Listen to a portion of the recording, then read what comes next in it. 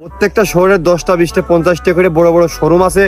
কাপড়ের শোরুম, বাইকের showroom, private কারের শোরুম বা যে কোনো শোরুম আছে, অনেক আউটলেট আছে।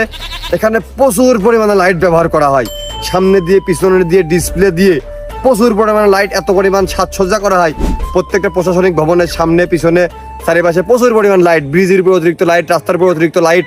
এই অতিরিক্ত লাইট, এত পরিমাণ লাইট, এই জায়গায় লাইটের মানে একটা লাইট দেখি না বন্ধ থাকে। সব জায়গায় কিন্তু সোডিয়াম লাইট না, যে রঙিন বাতিগুলো চলে এগুলো কিন্তু সোডিয়াম লাইট না।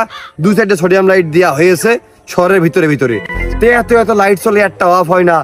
গ্রামে আমার বাড়ি 2 কেন বাল্ব, তাও সেই এনার্জি সেভিং বাল্ব লাগানো। 2 কেন বাল্ব আমার ঘরে, সেই বাল্ব ছাড়া গেলে কারেন্ট থাকে না। তো আসলে এই ভাই একটা গুরুত্বপূর্ণ কথাই বলেছে যে বন্টনের সমস্যা জেনে দিচ্ছে, সেখানে দিয়ে যাচ্ছে, যেন 1 কান দরকার সেখানে 100 দিচ্ছে, আর যেন 5টা হালি হয়ে যায় সেখানে একটাও জুটতেছে না। আসলে বন্টন সমস্যার কারণে আমার মনে হয় যে বিদ্যুতের এই ঘাটতি, কারণ বিদ্যুৎ তো জমা রাখা যায় না।